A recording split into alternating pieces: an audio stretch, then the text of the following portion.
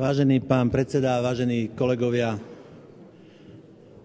bude ťažko aj mne, ale pokúsim sa predstaviť príbeh konzistentnosti na rozdiel od iného príbehu. A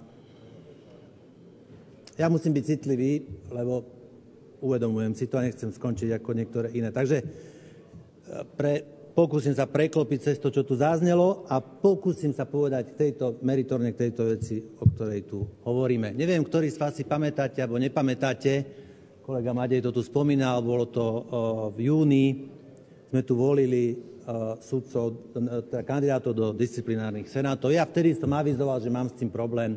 Nezmenilo sa to ani teraz, vážení. Naozaj, čestné slovo, že som neprešiel nejakým prerodom. Vnútorne to znova tak cítim, ak som to vtedy cítil. Vtedy som tu šaškoval s tou topánkou, hej, ak si to všetci sa smejete. Ale čo ma teší ma, že vtedy za ten môj návrh zahlasovali 15 z môjho bývalého klubu Olano. Teraz za môj návrh, aby boli predstavení aspoň na výbore, zahlasovali, ako som si pozeral, všetci prítomní členovia opozície okrem pána Muránskeho. To znamená, teším sa a znamená to progres. Znamená to veľkú vec.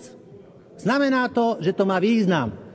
To je naozaj to, že človek si povie, že niečo na konci má význam, že to trošičku možno začíname chápať. Prečo si niekto myslí, že má zmysel poznať niekoho, koho idem voliť?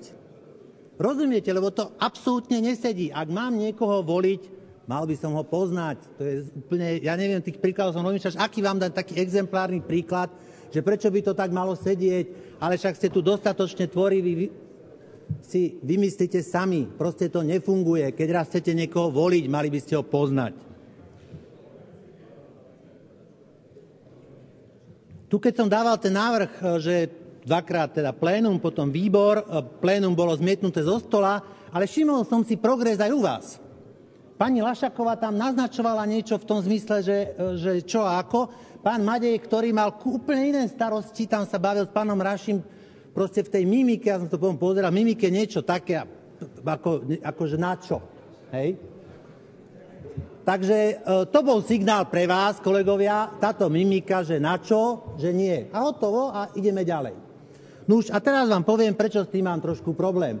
Vážení, toto je jedinečná šanca, kedy môžeme aspoň trošku do toho stavu, ktorý je už pre nás nepreklenuteľnou, zabalený nejakým závojom nedotknuteľnosti, vplývať, ale nie, že vplývať, to niekto nepochopil zle, ale senzitívne a preniesť pohľad občana, bežného občana, ktorý toho má už tiež dosť. Ja poviem príklad na Bonáne a tej absurdite, ktorá narástla od toho minulého roka do toho, že, viete, sme sa tu dneska o tom bavili, že tí ľudia majú v sebe to už, že sú schopní do odôvodnenia požadovania tej náhrady v tej obrovskej výške napísať, že tie modré slúchadká mal preto, lebo je to najbežnejšia farba dostupná. Viete, to je presne to. Ono je to možno aj pravda. I keď podľa mňa červené slúchadká, ja po stavbách som chodil dosť a videl som častejšie. A viete, ale to je to, že to je už na diagnózu, že keď to niekto tam napíše, a to dá do odôvodnenia. To tam je v tom odôvodnení. To znamená, že akože maketa samopalu rachotí, tak keď je to maketa, tak nemôže rachotiť. Dobre, nesedí, ale však v našich súdoch prejde. A modré slúchadká sú najbežnejšia farba. Toto, vážený, je v odôvodnení na náhradu škody. Ja nový čas vôbec nemusím. Vôbec ho nemusím, to je pravda. Ale toto, ak by to prešlo, tak ja neviem už, kde všade zostaneme na smiech. Za chvíľku tu príde sudca, ktorý opovie, že ten podvod, ktorý sa stal pod oknami, pod vašimi oknami, pod mojimi, keď to takto zoberieme, okolo ktorých chodíme, tých 25 hektárov lesa, že niekto vymenil za 15 000 eur, za chvíľku to bude na súde a niekto povie, áno, nomen, v poriadku. To tu bude, za chvíľku nás na to prichystajú a vy to akceptujete. Ja to neakceptujem. Nikdy sa s tým nezmierim. Nikdy, pokiaľ tu v tejto sále budem. A budem sa pozerať na 25 hektárov lesa, ktoré niekto podvodne ukradne ľuďom tejto krajiny, lebo že ukradol všetko, ešte ten les im chýbal, tak nikdy sa s tým nezmierim. A verím, že možno nazbieram niekoho, že sa niekto pridá. To by bolo super.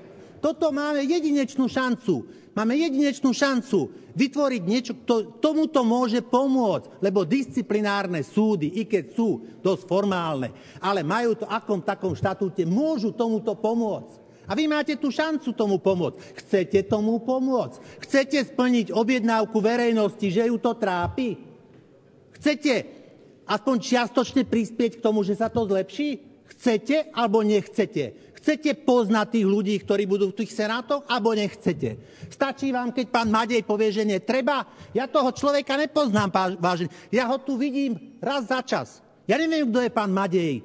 Čo urobil pre túto krajinu, okrem toho, že chodil s premiérovou sestrou, či s čím. Ja neviem, čo urobil.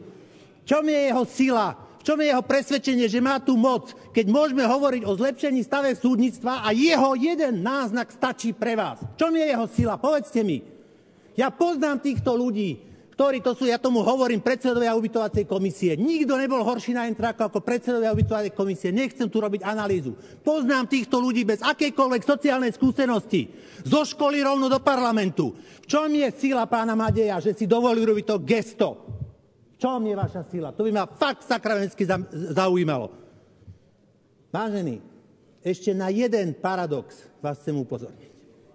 Návrh predkladá, teda ak sme si uvedomili, o čom ideme hlasovať, alebo o čom chcete hlasovať, pán Martvoň. To je ďalší z vašej omladiny. A viete, ak sa hovorí, že kto ide tá ďalšia liga, no ja vám hrúzim sa, bojím sa o túto krajinu, pokiaľ toto je vaša omladina. Pokiaľ toto je vaša omladina. Človek, ktorý bol schopný sa ísť najesť do McDonaldu, k pani, ktorú vyhodili z právnickej fakulty, ja nebudem detaily hovoriť, ktorá dostala potom bielu vranu. To sú ľudské príbehy. Toto sú ľudské príbehy, že niekto je schopný tam ísť. To je na žalúdok, vážený. A ten, kto ho má, to musí cítiť. Ten, kto ho nemá, má trojku plech. Tento človek predkladá návrhy na členov disciplinárnych senátov, sa nehambíte. Však to je presne to, k čomu sme dospeli. Že takýto človek úcty k čomu? Ale vy mi nemusíte odpovedať. Mimochodom, tento človek, dneska som napísal blog, že ma vyvediete násilím. Tento človek sa mi prišiel vyhrážať. Prišiel sa mi vyhrážať, že podá na mňa trestné oznámenie a že zverejní, ako som si prenajal pozemok z univerzity. Pán kolega, taký úbožiak ako vy sa mi nemusí vyhrážať. Mne sa iné kalibre vyhrážali. Iné kalibre sa mi vyhrážali. A vám poviem, že sa vy mne vyhrážate, to ma uráža. Vy ste o 4 triedy nižšie. Je našou psou povinnosťou, pokiaľ si to uvedomujeme, je našou psou povinnosťou sa postaviť k tejto voľbe zodpovedne. Zodpovedne, aspoň formálne, že nás to zaujíma. Nie, že teraz pôjdete a neviete, kto to je a poviete, že áno, lebo vám to Martvoň doniesol. Nechápete tu krásne, jak to vzniklo? A jak ľudia vnímajú problém súdnictva? Je to psou povinnosťou. Dávam procedurálny návrh, aby sa odložilo hlasovanie o tomto bode do času, kým sa kandidáti nepredstavia v verejnom vypočutí na ústavnoprávnom výbore. Chcem, aby sa o tomto návrhu dalo hlasovať. A vážení kolegovia, ja poviem aj B. Neviem, čo bude ukázať pán Madej. Poviem aj B. Schopnosť alebo možnosti poslanca sa často preceňujú. Aj mne píšu, že sa mám venovať zamestnanosti a neviem, čo mám riešiť. Ja sa snažím. Ale moje možnosti sú tiež len nejaké a veľa ľudí ich preceňuje. Ja sa snažím. Ale nie sú nekonečné. Ale povedzte mi, čo máme ešte urobiť? Pokiaľ uznáme, že vymožiteľnosť práva je jeden zo základných atribútov zdravej krajiny, to znamená krajiny, kde sa dá slušne žiť, krajiny, kde niekto aj príde a nechá tu nejakých 5 korún, tak ak máme možnosť tomu pomôcť, tak pomáham. Pomáham aj zamestnanosti, pomáham. Dávam to, snažím sa, presvedčujem vás. Budete mať možnosť hlasovať. Čo mi zostáva? Čo mi zostáva? Poviete, že nie. Nie, budete tam hlasovať. Zostáva mi len protestovať. Lebo tento parlament, vážený, patrí, a ja viem, že to vyznie tak zle, ale možno zvláštne, patrí ľuďom tejto krajiny a mňa sem niektorí aj poslali. A dali mi možno ten mandát, ktorý nie každému tu vyhovuje, aby som niečo možno aj za nich povedal. A v tejto chvíli sa cítim dosť silný na to, že ten mandát mám dosť silný na to, aby som povedal, že chcú, aby sa zlepšilo súdnictvo. Chcú. Nechcem povedať, že za každú cenu, ale za využitia všetkých možností, ktoré sú. Čiže vám ponúkam vám, zahlasujte za odloženie tohto bodu do verejného vypočutia. Ja nebudem protestovať. Keď nie, donútite ma protestovať. Tu som minule búchal topánkou. Teraz čo mám urobiť? Rozmýšľal som a viete, čo urobím? Kolegovia, tu niektorí medzi vami sú ľudia, ktorí vchádzajú a vychádzajú do jedného otvoru. To sú systém práce. Tajné voľby prebiehajú v zadnej časti. Vchádzate tam 2 možnosťami. Jednu vám zablokujem. Aby ste si plasticky zažili to, čo vlastne urobíte. Že vchádzate a vychádzate z jedného otvoru. To, že nie ste slobodní. To, že vám stačí jedno gesto Madeja, ktorý nemá žiadnu sociálnu skúsenosť a nechcete zlepšiť stav súdnictva. Tak vám to doprajem. Doprajem vám tú skúsenosť, ako to je. Vchádzať a vychádzať z jedného otvoru. Budem tam stáť pri tom druhom a budem búchať topánkou. A aké máte možnosti? Fyzickú silu. Vážení, máte možnosti fyzickej sily. Jedinú možnosť máte. Ak môžem niečo poprosiť, tak vás poprosím jednu vec.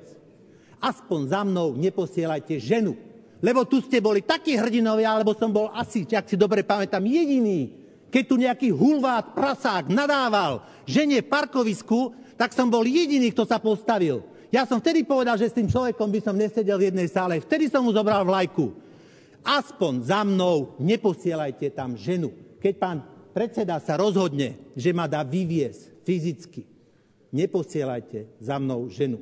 Ľuďom, ktorých poverí tým, aby ma šli vyniesť fyzicky, ak sa tak rozhodne, chcem len povedať, že neberte to osobne. Ďakujem.